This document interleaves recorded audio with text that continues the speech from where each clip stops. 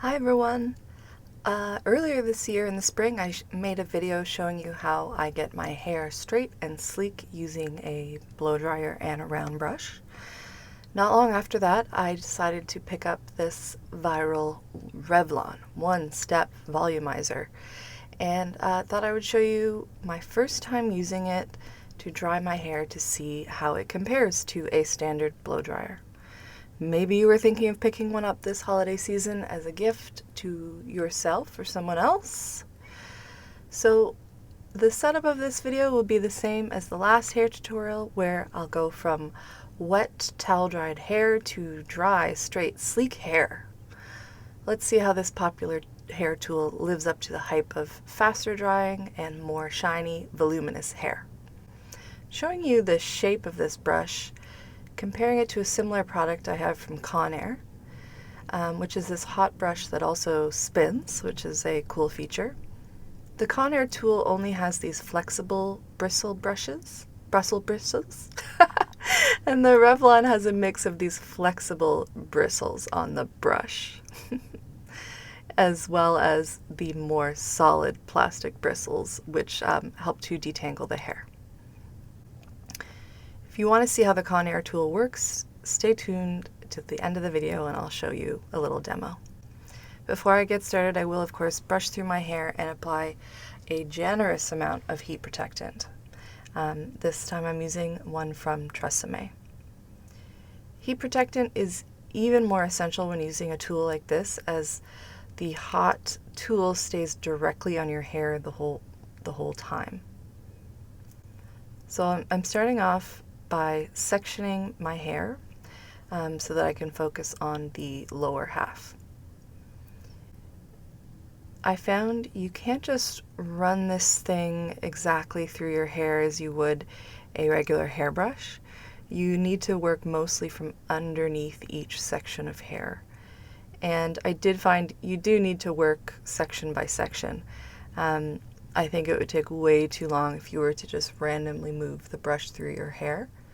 But if you have shorter hair, then that might work.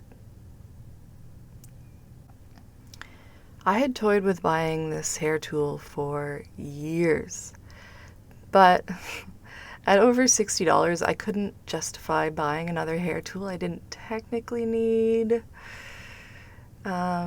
But one day I came across one on eBay in its box in excellent used condition for about 30 bucks. So half the price of a new one in stores here in Canada. The first thing that really struck me about this tool is that it's heavy. Heavier than my blow dryer. So it really requires two hands to use, adeptly.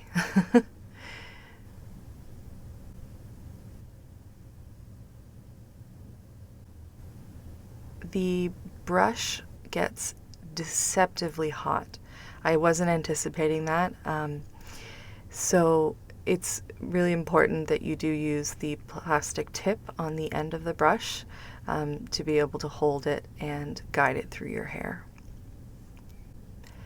And it does come with 3 settings, so low, high, and cool. I started off on the high setting, assuming because I'm going from wet hair I would need it, but like I said, it gets so hot that I found that the low setting was perfectly sufficient. I would imagine if you have coarser, thicker hair, or if you're trying to straighten really curly hair, then that high heat setting would be great for you. But just be careful, because I was surprised that a tool like this would get so hot.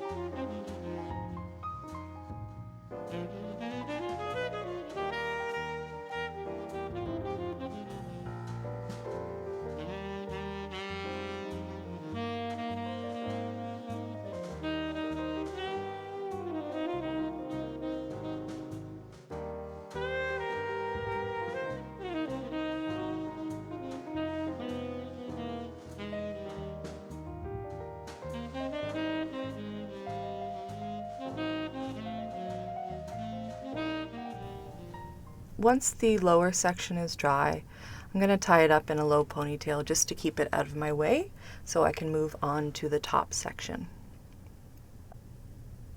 So from seeing other people use this tool, I was looking forward to it to give me like a bouncy, voluminous blow dry with some kind of wave or curl in it, so not just completely pin straight. But I did find it a little tricky to get more bend in my hair.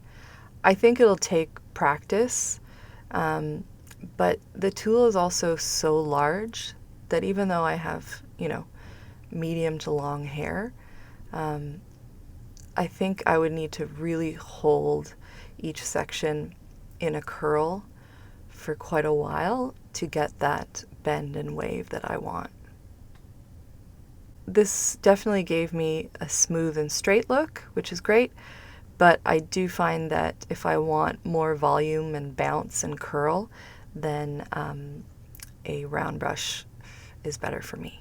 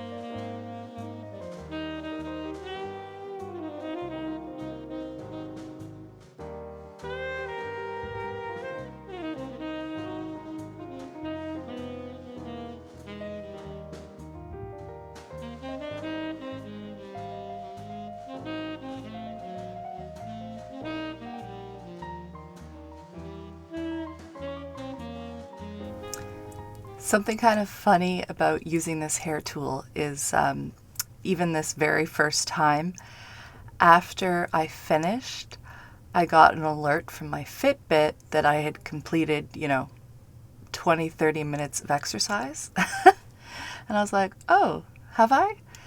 And I think because of the arm movements and having to, move my arms up and down, especially above my head, it had registered this blow drying as a swim. So, I guess that's good if you're trying to hit some fitness goals. Use this tool and it'll be 20-30 minutes of swimming laps. I have continued to use this tool as my hair is getting longer and longer, and it does work, but I think for short hairstyles, this wouldn't be ideal unless you want just a rough dry. A precise style, I think, would be tricky.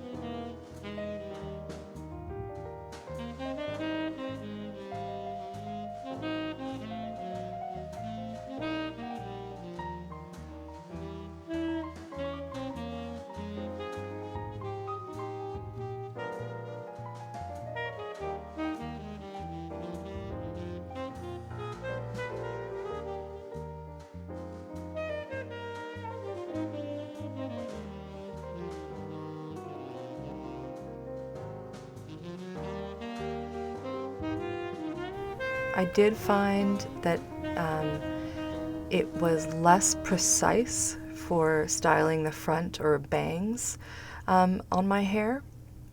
And I think that's really just because of the size of the tool. And I did find I had a ton of flyaways around my part and top section of my hair, which isn't a huge deal. I could just take some hairspray or styling product after to smooth them down, but it was something I noticed.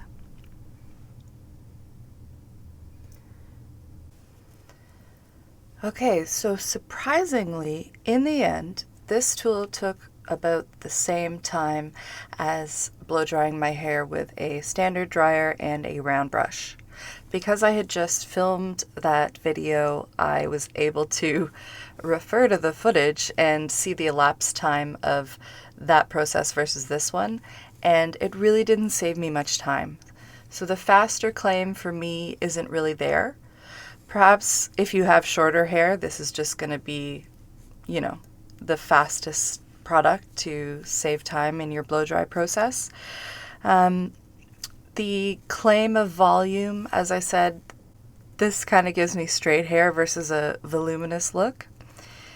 It is definitely very shiny, so I'll give them that. I could see myself using this product when I'm traveling.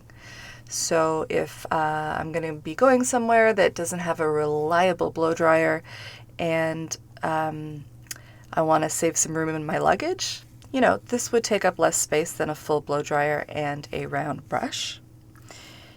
If you do struggle with using a round brush and a blow dryer, it can be very tricky to, get that coordination going. I understand that. So this would be a great product for you if that's your concern. This is definitely an affordable product. It's a little pricier here in Canada, but the cost effectiveness compared to going and getting, a salon blowout, definitely A+. And then the last things I'll say or repeat is that it is quite heavy. My arms were getting very tired by the end of using it, and it is a little less precise than using a blow dryer and a round brush.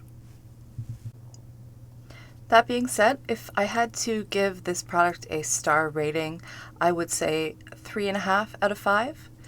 It's pretty great. You can go from wet to dry hair with just this tool, but in the end, it's not an essential tool for me. I'll quickly show you this CONAIR heated round brush, which I picked up years ago to kind of fake that salon blowout look. I had seen Sam Chapman use a similar product, and what's great about this is that, as you can see, it spins and does all of the kind of wrist work for you. And this I found more effective for curls and volume, but it's different from the Revlon brush, which the Revlon one is more effective going from completely wet to dry hair. Whereas with this CONAIR tool, I found it works best if I rough dry my hair kind of 80% of the way and then use this as a finishing tool for some volume and curl and that fake blowout look. I'm going to keep practicing blow drying my hair with this Revlon tool, but let me know in the comments if you've tried it, what you like about it, or if you're thinking about picking it up. Thank you so much. If you would like this video and subscribe to my channel, it would be greatly appreciated. And I hope you have a great holidays. Bye-bye.